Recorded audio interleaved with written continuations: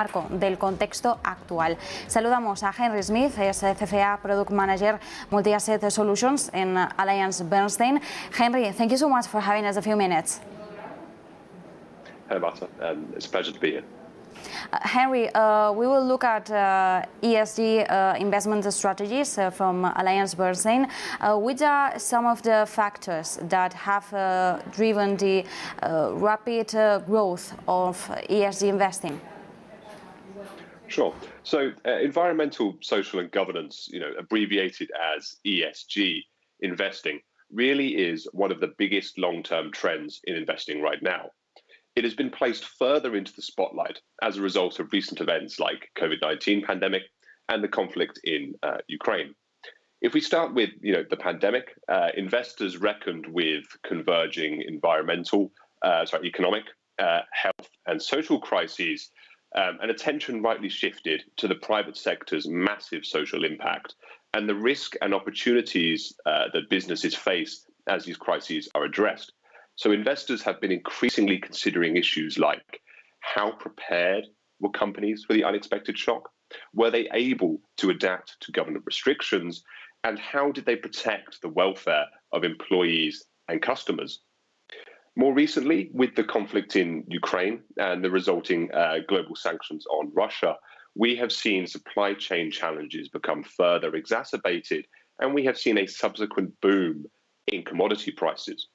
So clearly, while there is a wide range of different ESG issues arising from this conflict, one pronounced environmental issue is a scramble by nations, particularly those within Europe, to wean themselves off of Russian oil and gas.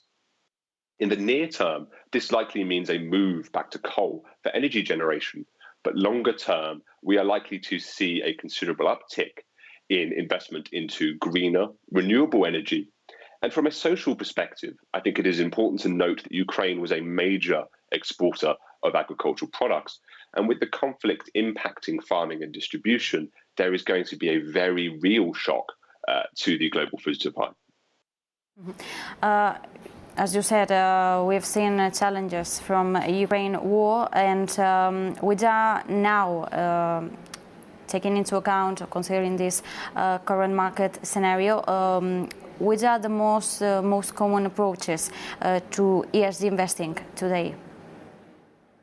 That's a good question. So we see the discussion of ESG integration often being limited to bottom-up security selection and engagement, or it focuses on specific long-term secular themes such as climate change. We also see it being more commonly considered and applied within public equity markets. At AllianceBernstein, we believe that this needn't be the case. We believe that good ESG integration and engagement can and should be extended across the full spectrum of exposures within a multi-asset portfolio for the benefit of investor outcomes. In other words, what I'm saying here really is we should go beyond equities to consider ESG issues in asset classes such as fixed income, real estate, infrastructure, and things even like commodities.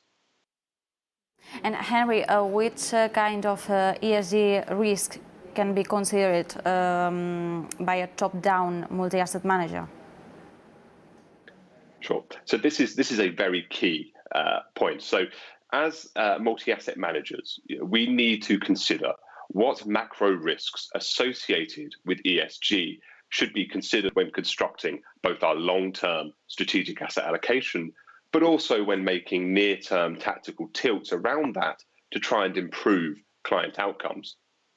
One example of this is a consideration such as, is my portfolio overly exposed to climate transition risk? And by that I mean, does a faster transition to a low-carbon economy leave our portfolio exposed to stranded assets, such as fossil fuels, that could potentially become valueless or significantly impaired?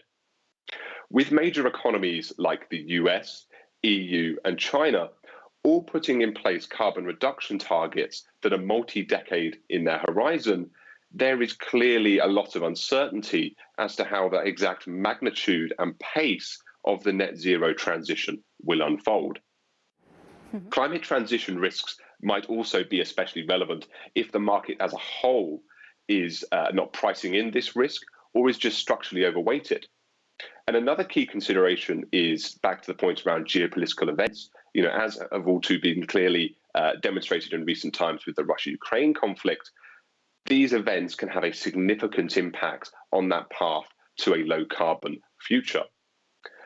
Another key area of consideration is the second order impact that a growing focus on ESG issues by parties like investors, corporations, consumers, and even governments might have. And a good example here, and potentially a particularly relevant one, is around inflation.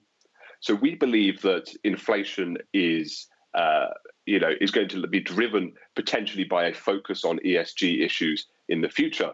And that is easy to understand as essentially the necessity to replace cheaper ways of doing business with greener, more socially responsible ones will likely drive prices up. That said, we would argue that over the longer term, the economic benefits of undergoing this transition will outweigh things.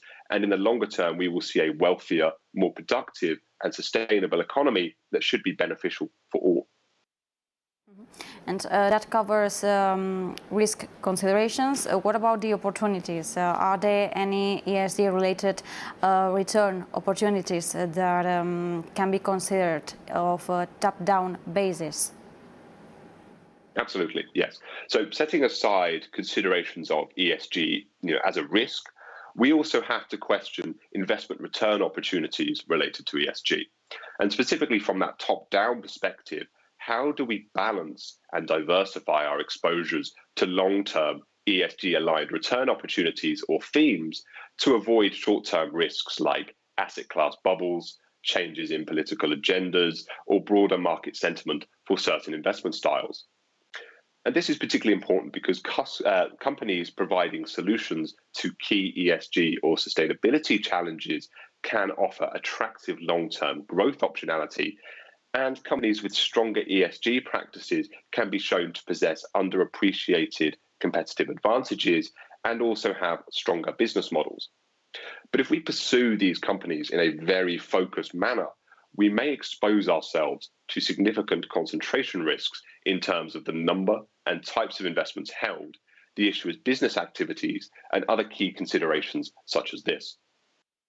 Mm-hmm.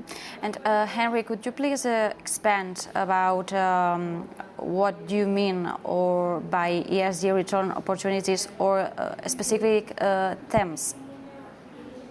Sure, absolutely. So in our view, taking a thematic approach enables investors to create a portfolio that is designed to grow well into the future with its alignment to key macro trends and themes. Within the equity, fixed income and multi-asset sustainable investment strategies offered by AllianceBernstein, we have identified three primary ESG-oriented themes. Just as a quick aside on that, when we define sustainability at AllianceBernstein, these are investment strategies that seek attractive returns through investments that contribute to positive environmental and social outcomes. And it is in line with this philosophy, the three themes we have identified are climate, health, and empowerment. And it's these themes that we believe are going to be persistent in nature, and we believe that they're going to be important to society for many decades to come. And it's this long-term horizon that underpins the very attractive potential of these investments for long-term growth going forward. And these long-term themes, the growth rates associated with the companies working in these three thematic areas is forecasted to be well in excess of what could be expected from global GDP growth, as we can show from estimates by AB economists.